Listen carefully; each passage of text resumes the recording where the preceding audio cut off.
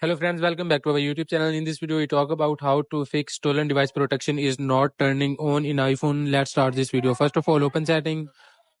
After this, tap on Wi-Fi and make sure your internet connection is working properly. After this, go back, tap on General, tap on Software Update and make sure you have download iOS 26 update. After this, go back, scroll down, tap on VPN and device management. Here, tap on VPN and check if any VPN is connected. Turn off VPN. After this, go back, scroll down, tap on screen time, tap on content and privacy restriction and always disable this option. After this, go back and restart your mobile phone and try again. Hopefully your problem will be solved. If your problem is not solved, open setting again, tap on general, scroll down, tap on privacy and security, tap on location services and always enable location services. After this, go back, tap on face ID and passcode, enter your passcode.